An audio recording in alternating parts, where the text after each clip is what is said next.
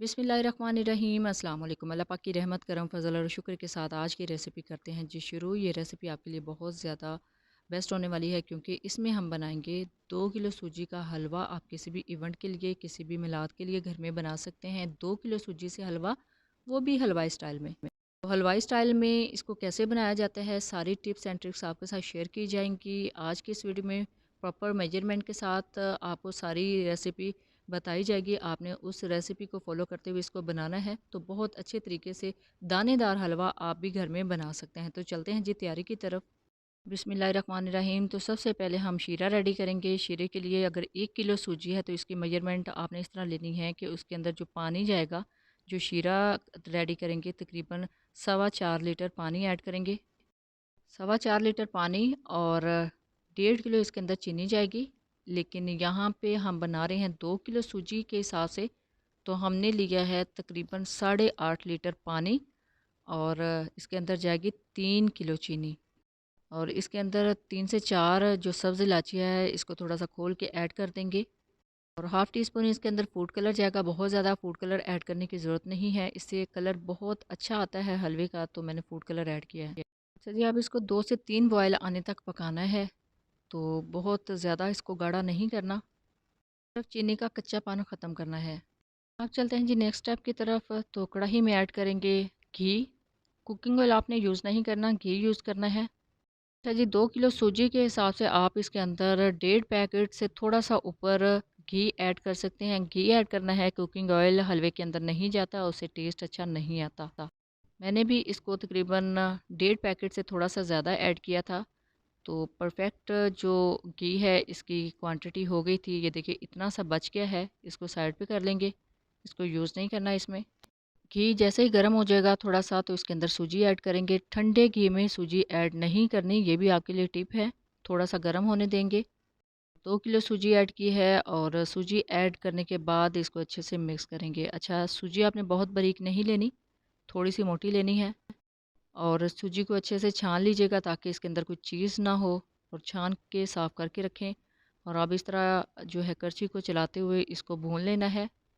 यहाँ जो इसकी बुनाई है वो भी परफेक्ट होनी चाहिए। सारी गेम इसकी बुनाई की है। अगर आप इसको कच्चा छोड़ देंगे और पानी और शीरा ऐड कर लेंगे तो इसके जो दाना है वो ख़त्म हो जाएगा और ये बिल्कुल लेई की तरह बन जाएगी। हमने इसको परफेक्ट हलवाई स्टाइल में बनाना है, तो अब जो इसकी बुनाई है वो बहुत ज़्यादा इम्पोर्टेंस रखती है। यहाँ तकरीबन मैंने दरमियानी आंच पे इसको भूना था 15 से 16 मिनट के लिए। आपकी फ्लेम पे भी डिपेंड करता है, बहुत ज़्यादा तेज़ आंच पे इसको नहीं पकाना, भूनना, क्योंकि इसका जो कलर है वो चेंज हो जाएगा। कलर हमने चेंज नहीं करना, कलर सेम ऐसे ही रखना है। इसी वजह से मैंने आंच को दरमियाना कर दिया था और इस तरह चम्मच चलाते हुए इसको अच्छे से पका लेंगे। और ये कोशिश करनी नीचे से लगे भी ना और बहुत अच्छे से इसकी भुनाई हो जाए। जी, जैसे ही ये बिल्कुल परफेक्ट तरीके से भुन जाएगा तो उसकी एक निशानी ये है कि इसके ऊपर घी आ जाएगा, कि सूजी घी छोड़ देगी और बहुत अच्छी सी खुशबू आना स्टार्ट हो जाएगी। लेकिन उसके लिए मैंने दरमियानी आंच पे इसको पकाना स्टार्ट किया है और तकरीबन 15 से 16 मिनट लगे थे मुझे इसकी भुनाई करते वक्त। ये देखें सॉफ्ट होना स्टार्ट हो गई है और जो घी है वो अलग होना स्टार्ट हो गया है, लेकिन अभी ये परफेक्ट तरीके से नहीं भुनी गई। अच्छा जी, 5 से 6 मिनट हो गए हैं इसको भूनते हुए और इसके अंदर अब इलायची पाउडर ऐड कर लिया है।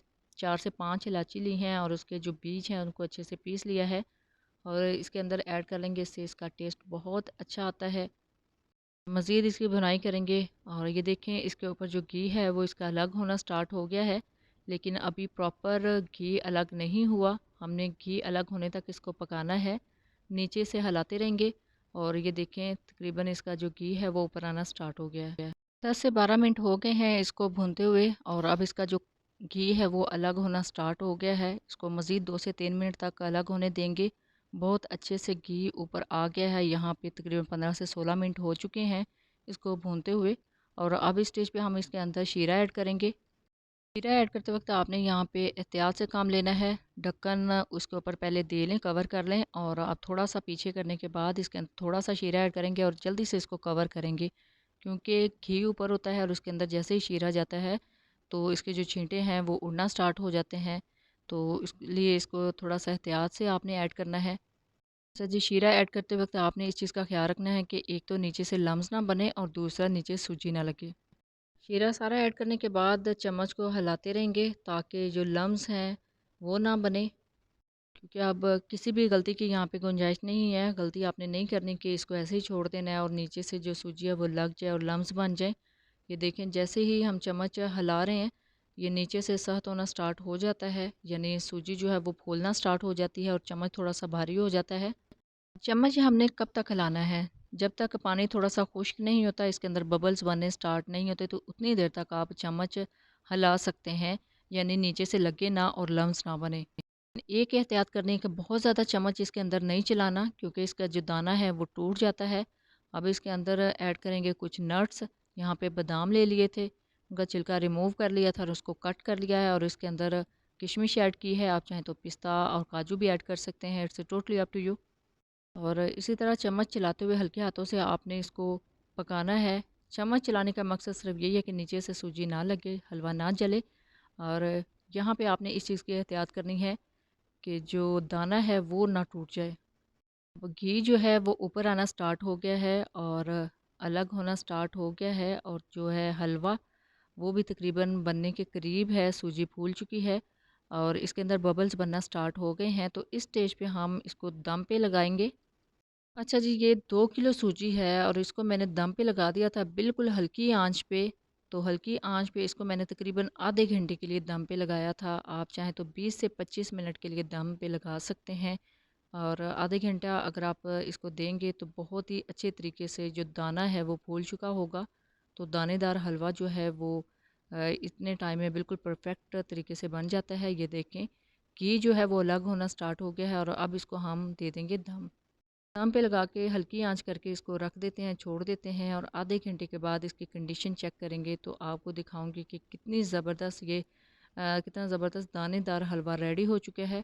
ये देखें, जो घी है वो बिल्कुल ऊपर आ चुका है और सेपरेट हो चुका है।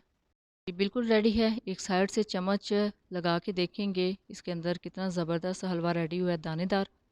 यहाँ पे आपने एक और गलती नहीं करनी है कि इसको बनाने के बाद अगर आपने इसको थोड़ा-सा ठंडा भी करना है ना, तो इसको ऊपर से कवर नहीं करना। अगर आप कवर करेंगे तो फिर ये कच्चा होना स्टार्ट हो जाएगा। तो अब यहाँ पे यही मिस्टेक होती है कि हलवे को ऊपर से कवर कर दिया जाता है। हमने भी इसको थोड़ा-सा ठंडा किया था कवर उतारने के बाद। तो ये देख लें जी, कितना ज़बरदस्त दानेदार सूजी का हलवा रेडी हो चुका है। बिल्कुल हलवाई स्टाइल में, कलर कितना परफेक्ट आया है और दाना देखिए कितना ज़बरदस्त बना है। घी ऊपर से बिल्कुल अलग हो चुका है। इतना एक्स्ट्रा घी है वो रिमूव हो चुका है। आप चाहें तो थोड़ा-सा उतार लें, चाहे तो थोड़ा-सा इसी के अंदर मिक्स कर लें। यहाँ पे ये देखें, घी को मिक्स करने के बाद हलवे की लुक देख लें कितनी ज़बरदस्त है। एग्जैक्ट हलवाई स्टाइल में हलवा बिल्कुल रेडी हो चुका है। आप भी इस तरीके से बना सकते हैं। जब भी बनाएँ अपना फीडबैक ज़रूर दीजिएगा। दुआओं में ज़रूर याद रखिएगा। अल्लाह हाफ़िज़। Thanks for watching.